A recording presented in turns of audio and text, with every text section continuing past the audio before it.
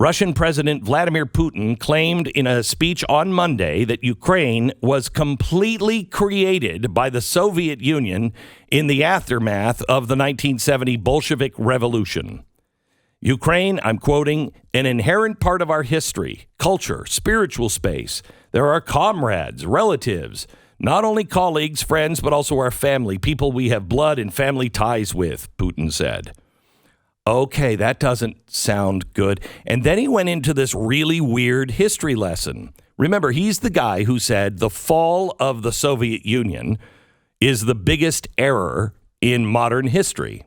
But which is a strange thing to say about that particular century. There's a lot of big events that happened there. Yeah, right. However, I don't think he means the fall of the Soviet Union. He means the fall of the empire. Because yesterday he went on to take on Lenin, Stalin, Khrushchev for giving away parts of the Soviet Union to Poland, Hungary, and Ukraine. He said that these guys are responsible for taking apart the Russian Empire. Well, don't you still have Lenin on ice there in front of the Kremlin? Why is he doing this? Because of the influence of thought of one guy, Alexander Dugin. If you've ever read Alexander Dugin, this could have been written by him.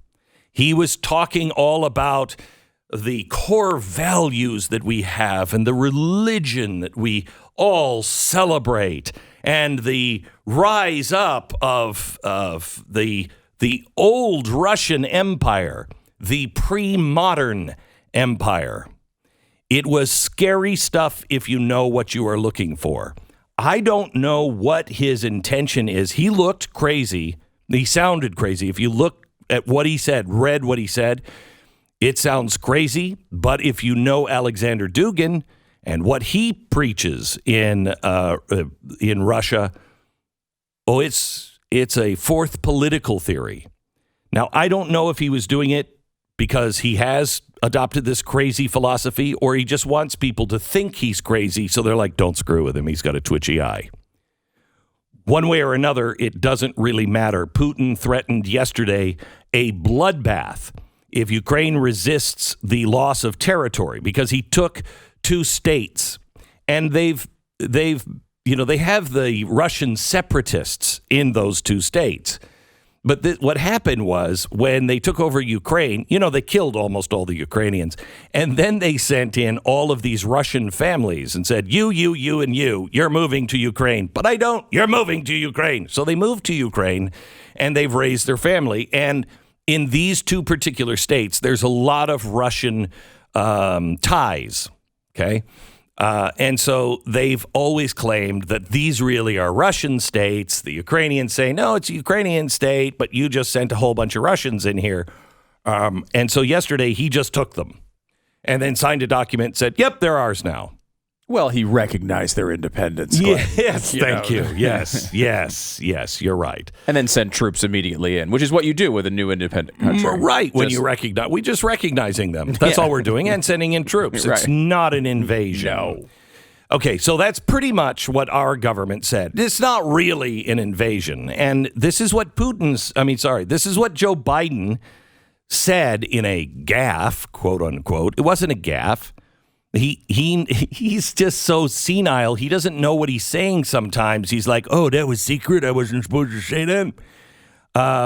He has spoken in the past about we'll see what kind of invasion it is. If it's just like a little incursion, then we're not going to do much. Well, I got news for you. The rest of the world is doing a lot. We're not. But why?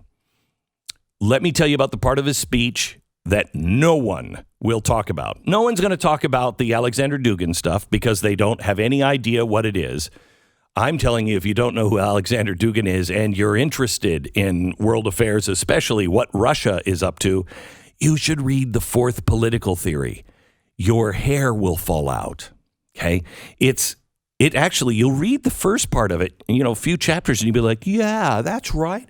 Who's going to tell us what our heritage should be? Who's going to tell us what religion we've got to practice and tell us that our girls have to be alone on the swim team and that guys can't have babies. Who's going to there's a lot in there that you'll go, yeah, it's there for a reason. It's there to scoop up all of the disenfranchised people. You're going to agree with some of the stuff he says, and then you're going to, if you're smart, you won't get wrapped up in the rah, and you'll see, okay, wait a minute. What's his plan? Armageddon? He's really for Armageddon. It will take Armageddon to reset the whole world. Yeah, I'm not for the Armageddon party. Maybe that's just me. Okay, so here's what he said, Putin. He talks about going in and the problems of Ukraine. And then he says this. At the time, radicals were becoming more and more brazen, and their claims were becoming bigger and bigger. So they had no problem to influence the weak power that was weakened by the virus of corruption. And they were replacing cultural, economic, social interest of the people, actual sovereignty of Ukraine by speculations on nationalist ground. Cultural, economic, and social interests were being changed. Who does that sound like? Who could possibly change those? Who was over in 2014 to 2016 that could have possibly influenced cultural, economic, and social norms? In case you don't know yet, he says, stable statehood hasn't been built in Ukraine, and the political electoral procedures, who could have changed those? Served as just a screen to divide power and assets between oligarch clans. Wait a minute. Who was giving money to the oligarch clans? Corruption that's a problem in a lot of countries, including Russia. Ukraine has become a thing of its own. It's been corroding the entire system. As the branches of the state and radicals use the unhappiness of the people, fear and happiness, so they rode that we have, and they turned 2014 into a coup d'etat. They were backed by foreign states. From the data that we have, the support of the so-called protest camp, the Independence Square in Kyiv, came from the U.S. Embassy. It was $1 million per day. And additionally, large amounts of money were transferred to the private accounts of the leaders of opposition, and we're talking about tens of millions of dollars. Boom. Now, if you happen to watch our special on the impeachment of Donald Trump, we found all kinds of bad stuff going on in Ukraine with Joe Biden, Hillary Clinton, George Soros, and Barack Obama. Millions just lost. Gone. What happened? We were actually doing training a year before, maybe 2 years before 2014. We trained those people how to do a coup d'etat. Then the embassy was running money to them. Our social media was helping them. So this is why we're being such a weenie, I think.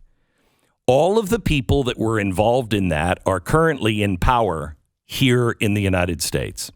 All of the people that were doing all these really nasty things are still in the government of the United States. So when Putin just says something that nobody else will pick up, he knows nobody, but the White House will pick up on this. When he says this in an hour-long speech, and it's only a couple of lines, only those who are in trouble because they did those things will recognize it. Ukraine was not brought closer to democracy after the coup d'etat, and the political forces that backed them brought the situation to a deadlock. They pushed Ukraine into a chasm of civil war. That is us. So if he goes forward, I hope what he's saying is, I'm only going to do this. But it'll be a bloodbath if I decide to take Ukraine. And guess who's responsible for me saying we have to go save the Ukrainians? And who are we saving them from? The evil Americans. Believe me, if my research team can find all of the dirt on this administration and the Obama administration, you don't think Vladimir Putin can? Now, we've responded with panty-waist sanctions. Germany just responded. They're closing the NordStream Pipeline. And to that, Putin has responded today. I'll give you that in just 60 seconds. Okay, so the Nord Stream pipeline has been canceled by Germany. Yay! And Putin responded by saying, great, Europe, you can expect $2,000 a month energy payments. That's not going to go well. Well, maybe we can beg Saudi Arabia to send them some more oil, or hope that some gas can be channeled out of the butts of cows. We could have helped them, but we can't now because we're not producing it. We were a net exporter just a year ago, a net exporter. But now we have no teeth and we can't help. In fact, this is going to cost us. Here's SOT 2, please. Here's Kamala Harris. Can you explain to Americans what exactly will they face if this happens? Sure. As the president talked about in his speech, we are aware that, again, when America stands for her principles, oh my gosh, and all of the things that we hold dear, it requires sometimes for us to put ourselves out there in a way that maybe we will incur some cost. And in this situation, that may relate to energy costs, for example. But we are taking very specific and appropriate, I believe, steps to mitigate what that cost might be if it happens. Yeah. What are you doing exactly? Well, you have a Democratic congressman. They seem to have really honed in to what the problem is at your gas station, Cut 3. But the American people need to understand who is making the big profit on the gas. Yes. Right now, I would call for Congress, Senate, and House to conduct immediate hearings on the profitability of the oil industry. There is clearly price gouging going on here. They're going to whine and say, oh, it's not us, it's the Saudi Arabians or somebody else. But the profits of those industries have gone through the roof. But independent of the profits of the companies, Congressman, it is your expectation, and this I should form this as a question, is it your expectation that that gas could go above $5 a gallon in California, considering what we've heard from the White House, that there could be a cost, there will likely be a cost? Yes, there's likely to be a cost. Exactly what that cost is going to be. Shut up. I can't take it. It is not a price gouging situation. This is a problem that the White House has created by ESG standards. They are not funding anything for fossil fuels. If $5 a gallon for gas in California, mark my words, you're going to pay $5 a gallon for gas all over the country.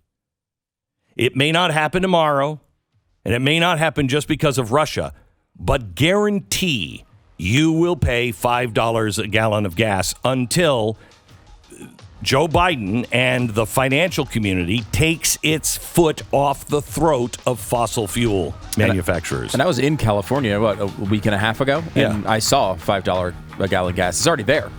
It's already there. So without this war, without all of these other things piling up on top of each other.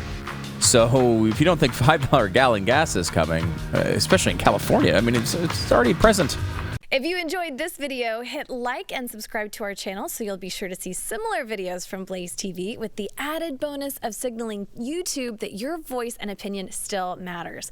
And if you're looking for more great conservative content, check out one of the 2 videos suggested here. And let's go, Brandon.